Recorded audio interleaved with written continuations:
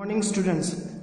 So our next topic is somebody's mother. It is your poem number 7. Okay, somebody's mother. Before you read through the poem, the poet urges us to be helpful to weak or the old people.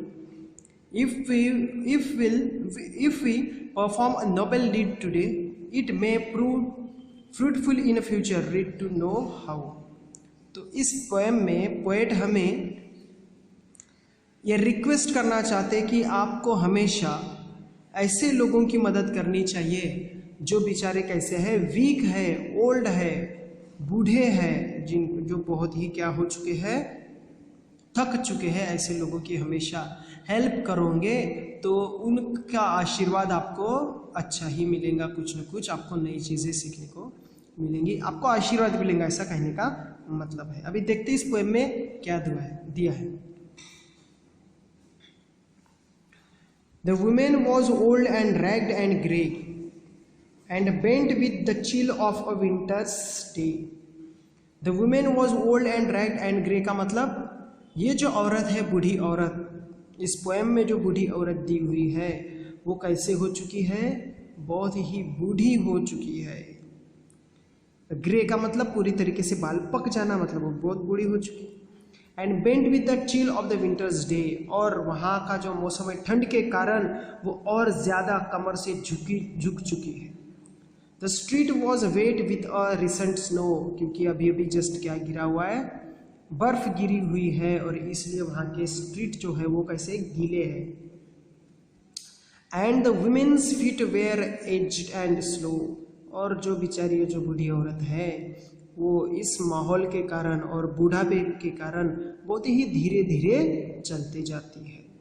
She stood at a crossing and waited long alone uncared for amid the throng, और वो रास्ते के side में आके खड़ी हो जाती है, आने जाने वालों को जाने देने का मतलब राह देखती है कि कब लोग चले जाएंगे और मैं रोड क्रॉस करूंगी करके बहुत देर तक वो वहीं पे खड़ी रहती है।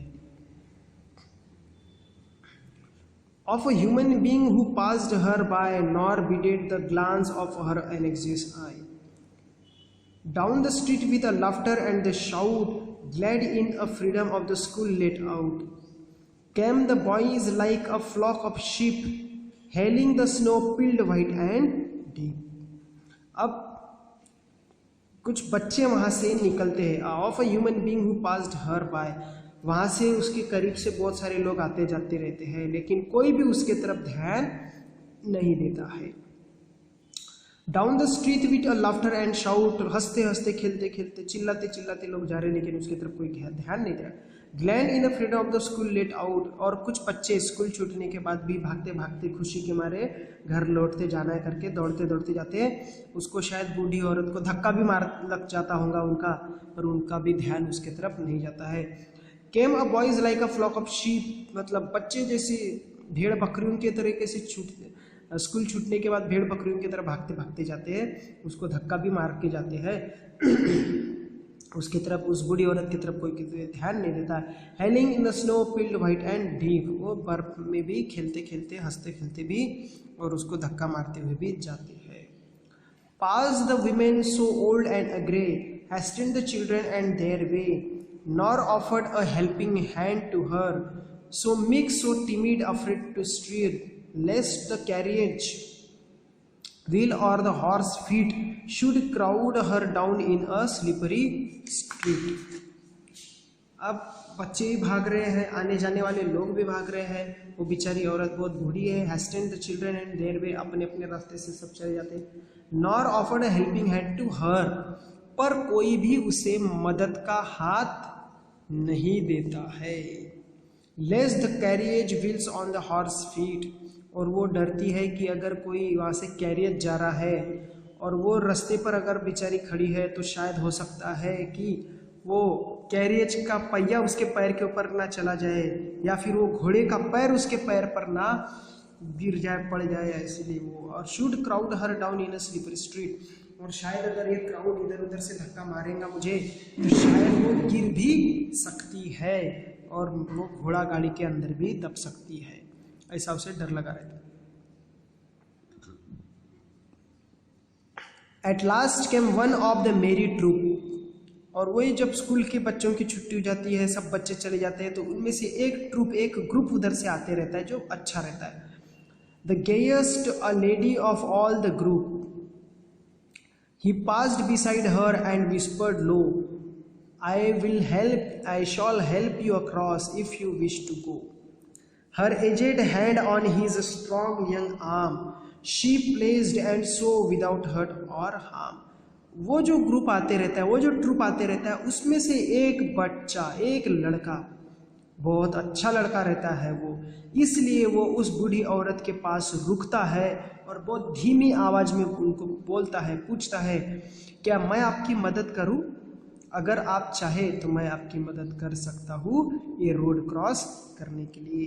हर aged hand on he strong young arm, she placed and so without hurt an arm.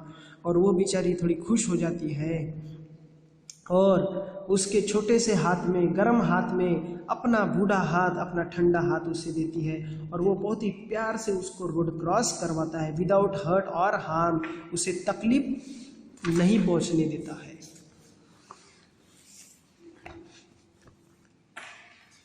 He guided the trembling feet along, proud that his own were firm and strong. और वो क्या करता है, बहुत ही अच्छे से उनको रोड क्रॉस करवाता है और उससे उस वक्त ऐसा महसूस होता है, ऐसा फील होता है कि हे भगवान, अच्छा है कि फिलहाल हमारे घर में कोई ऐसे बूढ़ा या बूढ़ी औरत नहीं है जो बेचारे ऐसे शायद वीक हो जाए. Then back again to his friends he went, his young heart happy and well content. और फिर वो बूढ़ी औरत को रोड क्रॉस करवा के क्या करता है, वापस अपने ग्रुप में चला जाता है और उसे बहुत अच्छा लगता है कि मैंने किसी बूढ़ी औरत को क्या किया, हेल्प किया. She is somebody's mother, boys you know, for all she is aged and poor and slow. She is somebody's mother. वो कहता है कि शायद वो किसी न किसी की तो माँ होंगी, है ना. और वो अपने ग्रुप में जब रिटर्न चला जाता है तो वो उनको बताता है, क्या बताता है, क्या आप जानते हो वो किसी न किसी की माँ होंगी. For all she is aged and poor and slow. पर अब कंडीशन ऐसी है कि अभी फिलहाल उसका बेटा या उसका कोई अपना उसके पास नहीं है, इसलिए, और बूढ़ी होने के कारण वो भी अभी स्लो हो चुकी है. And I hope some fellow will lend a hand to help my mother, you understand, if ever she is poor and grey when her own dear boy is far away. और वो अपने group में जाके अपने दोस्तों को ये बताता है, क्या आप लोग जानते हो कि ये भी किसी न किसी की माँ होंगी, आज उनका बेटा उनके पास नहीं है. तो मैंने उन्हें इसलिए हेल्प किया कि अगर कभी ज़िंदगी में अगर मैं मेरे मम्मी के पास, मैं अपने माँ के पास, मेरी माँ भी तब बूढ़ी हो गई होंगी और मैं अपने माँ के पास नहीं रहूँगा, तो आप लोग मेरी माँ को हेल्प करोगे. मेरी ही माँ नहीं तो जो भी बूढ़ी औरत दिखेंगी उसको आप हेल्प करो. ये मैं इसलिए आपको ये बताना चाहता हूँ.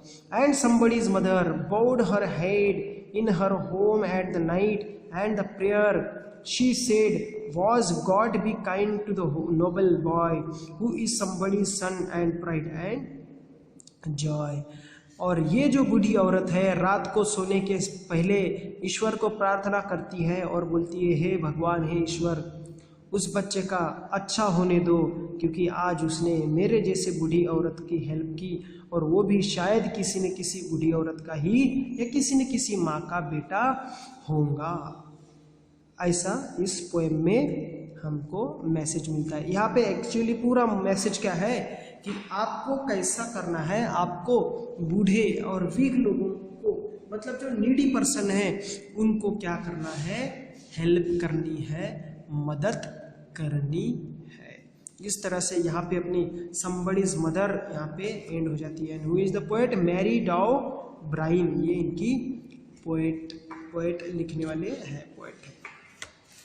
और आपको क्या करना है भी, एक्सरसाइज ए का first question, second question, third question and fourth question, ये आपको खोज के लिखना है. Then I will provide answer sheet also. Okay, then you have to check it out.